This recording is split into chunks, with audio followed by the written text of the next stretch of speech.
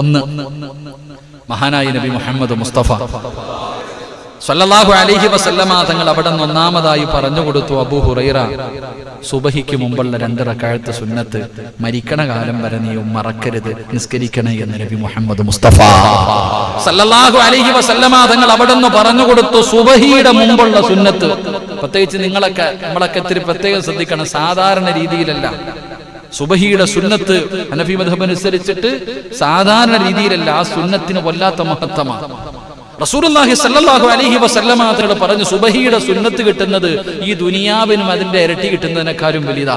സുബഹിയുടെ സുന്നത്തിന് വല്ലാത്ത മഹത്വമാണ്. അല്ലാഹു നമുക്ക് ഈമാൻ നൽകുമാറാകട്ടെ, അല്ലാഹു നമുക്ക് ഈമാൻ നൽകുമാറാകട്ടെ. അബൂ ഹുറൈറ റളിയല്ലാഹു തആല അൻഹുവിനോട് പറഞ്ഞു കൊടുത്തു, സുബഹിയുടെ സുന്നത്ത് ഫർദ് പോട്ടെ, അതിനെ കുറിച്ച് നമുക്ക് ചർച്ച ചെയ്യേണ്ട കാര്യമില്ലല്ലോ. സുബഹിയുടെ സുന്നത്ത് നിർബന്ധമായിട്ടും മുടങ്ങാതെ നീ നിസ്കരിക്കണേ എന്ന് നബി മുഹമ്മദ് മുസ്തഫ. വല്ലാത്ത മഹത്വമുള്ളതാ. അതുകൊണ്ട് സഹോദരങ്ങളെ, പള്ളിയിലേക്ക് നമ്മളെ സംബന്ധിച്ചിടത്തോളം പള്ളിയിൽ വരുമ്പോ ഇമാമ് കൈകെട്ടി, എന്റെ പ്രിയപ്പെട്ട സഹോദരങ്ങളെ, ഇമാമ് കൈകെട്ടി നിസ്കരിച്ചുകൊണ്ടിരിക്കുന്നു. പക്ഷേ പള്ളിയിൽ കയറി വന്ന ആള് സുന്നത്ത് നിസ്കരിച്ചില്ല എങ്കിൽ എന്ത് ചെയ്യണം? നിസ്കാരം കിട്ടുമെന്ന് ഉറപ്പുണ്ടെങ്കിൽ സുബഹിയുടെ സുന്നത്ത് നിസ്കരിച്ചിട്ട് കയറണം. അല്ലാഹു ഈമാൻ തരുമാറാകട്ടെ. എങ്ങനെ? നിങ്ങൾ പള്ളി വന്നപ്പോ ഞാൻ കൈകെട്ടി, പക്ഷെ ഞാൻ 1-ാമത്തെ റക്അത്ത് തുടങ്ങിയതേ ഉള്ളൂ. നിങ്ങൾക്ക് ഞാൻ സലാം വീട്ടുന്നതിന് മുമ്പ് 2 റക്അത്ത് നിസ്കരിച്ചിട്ട് എന്റെ നിസ്കാരത്തിൽ, ജമാഅത്ത് നിസ്കാരത്തിൽ കൂടാൻ കഴിയുമെന്ന് തോന്നിക്കഴിഞ്ഞാൽ എന്ത് ചെയ്യണം?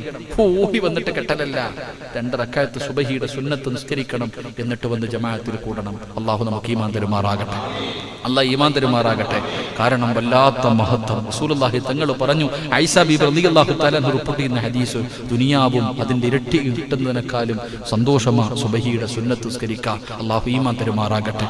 ഒരുപാട് രോഗങ്ങൾക്കുള്ള മരുന്ന് പുറത്തു പറയാൻ മടിക്കുന്ന ചില രോഗങ്ങളുണ്ട്. അമിതം പേരും പുറത്തു പറയാൻ മടിക്കുന്ന ഒരു രോഗമുണ്ട്. ചില രോഗങ്ങൾ ഞാനാണല്ലോ, മലദ്വാരത്തിൽ വരുന്ന പല പല രോഗങ്ങൾ, പൈൽസ്, ഫിസ്റ്റുല, ഇങ്ങനെയൊക്കെ പറയുന്ന ചില രോഗങ്ങളുണ്ട്. ഈ രോഗങ്ങൾ എല്ലാവരും മറച്ചു വെച്ചുകൊണ്ടൊക്കെ ഈ രോഗത്തിനുള്ള മരുന്ന് എന്റെ പ്രിയപ്പെട്ടവരെ ഞാൻ പറഞ്ഞു തരാം. അല്ലാഹു ഭാഗ്യം തരുമാറാകട്ടെ, അല്ലാഹു ഭാഗ്യം തരുമാറാകട്ടെ.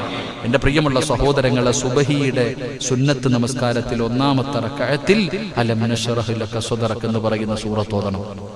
1-ാമത്തെ റക്അത്തിൽ അലം നശ്റഹ് എന്ന് പറയുന്ന സൂറത്ത്, എന്നിട്ട് അതേ റക്അത്തിൽ തന്നെ ഖുൽ യാ അയ്യുഹൽ കാഫിറൂൻ. ഒരേ റക്അത്തിൽ എന്റെ പ്രിയപ്പെട്ട സഹോദരങ്ങളെ, ഹദീസിന്റെ കിതാബുകളിൽ കാണാം, ഇവിടെ നിന്ന് പറഞ്ഞു തരുന്നു പല രോഗങ്ങൾക്കുള്ള മരുന്ന. സുബഹിയുടെ 1-ാമത്തെ റക്അത്തിൽ അലം തറ കൈഫ, അലം നശ്റഹ് എന്ന് പറയുന്ന സൂറത്ത്, 2 സൂറത്തുൽ കാഫിറൂൻ, 2 സൂറത്ത് ഒരു റക്അത്തിൽ ഓതണം. എന്നിട്ട് 2-ാമത്തെ റക്അത്തിൽ എന്റെ പ്രിയപ്പെട്ട സഹോദരങ്ങളെ, അലം തറ കൈഫ ഫഅല റബ്ബുക ബി അസ്ഹാബിൽ ഫീൽ എന്ന് പറയുന്ന സൂറത്ത്, സൂറത്തുൽ ഇഖ്ലാസ്, ഖുൽ ഹുവല്ലാഹു അഹദ്.